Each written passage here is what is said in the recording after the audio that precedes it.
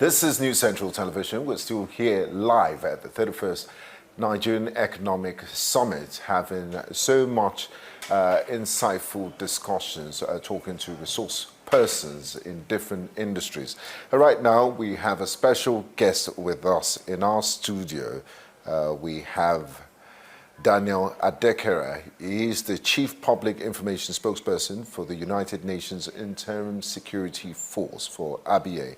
And we have quite a lot to unpack when it comes to security, especially knowing what's going on in Nigeria and around our continent. A warm welcome to you, sir, and thanks for joining us. Thank you very much. My pleasure. Now, NES 31 focuses on powering Nigeria's transition through energy, people, and partnerships. But without peace, none of these pillars can stand. How vital is peace and security to achieving sustainable economic transformation across Africa and in Nigeria's development journey? Thank you very much. Peace, you agree with me, is the greatest commodity that every country needs to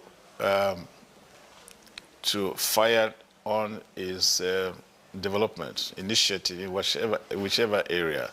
And I think, like this year, the UN has declared it as the UN Year of Peace and Trust. And I think for Nigeria, at this critical time, they need peace and peace building much more than ever before. Nigeria should invest into peace if we have to see any meaningful development. And I think the efforts made so far, I think Nigeria needs to do more, because we aspire to develop, and we know that without peace there cannot be any development. It's a critical component. Yes, exactly. So it's a critical component, and I think what Nigeria should do, beside every effort at development, is to invest in peace building. Now, peace building looks at activities and initiatives that we create a culture of peace, and I think that's what we need. If we build a culture of peace, then much of the conflicts that we have can be dealt with at the level of negotiation and mediation. We wouldn't allow it to degenerate to where we see the number of deaths we see. Now, across Africa, insecurity, from insurgency to communal clashes, continues to erode economic potential. What concrete lessons can Nigeria and other countries learn from the UN peace missions about preventing conflicts, like what you just said now, before it disrupts national growth and regional trade? Well, I think apart from peace-building initiative by individual countries, we should look at it beyond the borders. Most conflicts take a regional dimension. I was in Sierra Leone, and the rebels that fought in Sierra Leone were the same rebels that fought in Liberia. They were the same rebels that fought in Guinea. So when countries embark on individual initiatives and efforts, it defeats the measured essence of peace, because once the heat is on them, they move to another country. You can't go to sleep if your neighbors... Absolutely, exactly. So we should look at it from a regional dimension. I recall on the 21st of May, which was the UN Day of Peace, the Chief of General Staff was speaking, and he was making reference to what's happening in the Sahel region. That, look, Nigeria may be joking if they think they will not consider what's happening in the Sahel region, because it's coming closer. So peace should take a regional dimension, so that when you are talking of long-term development plans, you know that you have peace within a certain duration that can enable you embark on long-term development plans. We should be proactive. Another lesson I think we should do, in most cases, we are reactive. And it means that the bad guys are steps ahead of us. And sometime before you get to the theater of the conflict, a lot of damage has already been done. So we should be proactive, we should be thinking regionally, and then we should have invest more in peace-building initiatives. Now, Mr. Adekera, just following up from what you just said, in line with the Nigeria Economic Summit 31's emphasis on partnerships, how can African nations collaborate more effectively, politically, economically, and institutionally to build homegrown peace frameworks and reduce dependence on external interventions? And do you have, I mean, as a veteran of the system, do you have, as someone that has traveled extensively across the continent, do you have any models that have worked or that we could use as examples, shining examples of where collaboration has worked and joint efforts? Yeah. Well, if you look at the UN, for example, the UN is looking at comparative advantages. The mission in Darfur is called African Union United Nations hybrid mission in Darfur. Africa has the manpower in terms of troops and other things. The Western countries have the resources. Africans, because of the proximity to most of the conflict theater, they have a background of how the conflicts built up. So they have what you call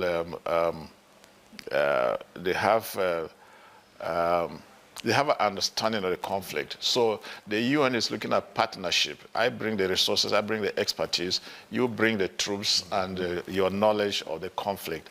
UN has invested so much in peace at the level of African Union, also at the level of ECOWAS. You remember that it was ECOWAS that intervened in Liberia and Sierra Leone. The UN intervened initially in Burundi, in Darfur, currently in Somalia. So this is partnership. And every one of them comes with comparative advantage. These are models that we can take and work on them to localize in such a way that it can address our immediate conflict. So I think if the UN, the AU, and ECOWAS are taking a lot of interest in peacekeeping and peace building, and I think we should do more of peace building and peacekeeping. I mean, where you have peacekeeping, it presupposes that security has already broken down and a lot of damage has been done. More preventive, yes. And it takes a short period for a lot of damage. And within three months, we saw what happened in Rwanda. And if we're not proactive, then we get to a period where a lot of damage has been done before we are coming in. Examples of that. In 100 days, we saw what happened in Rwanda. Absolutely. Absolutely. Finally, yes. As someone who manages public information in a conflict-sensitive environment, what roles does storytelling, responsible media, and public communication play in fostering trust, unity, and peace, especially in a diverse country like ours, Nigeria? Oh, wow. Yeah, we talk of strategic communication. As strategic communication presupposes that the media should be not just objective, they should be research-oriented. Stories of rape in Darfur, stories of people being beheaded. These are storylines that we can use to sensitize our people. In Darfur also, if we went to the IDP camps, you saw very responsible people clamped down in IDP camps. That's not the kind of situation that Nigeria would want. Nigerians are hard-working people, very industrious. I can't imagine myself having just a little bunker with my wife and my 6 children. Every day you go and queue up to get food from WFP. This is not the kind of things we want. So I think storytelling by the media should go a long way to sensitize our people. That's actually part of peace building, creating a culture that peace is good, war is bad, and Nigeria once fought a civil war. The scars are still there. Nobody wants to revert to that kind of a scenario. So the media has a lot to do in sensitizing the people.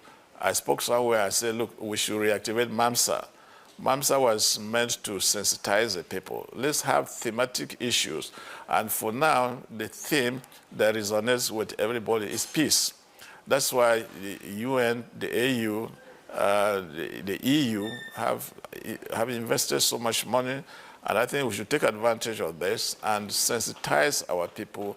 At a time the government is thinking about expanding development. There cannot be development without peace. So I think the media has a role to play. Thank you so much for your time, Mr. Daniel Adekera, Chief Public Information Spokesperson, United Nations Interim Security Force for Abyei. It's been an absolute pleasure speaking with you, sir. Thanks for talking to us at News Central. Thank you very much. My pleasure.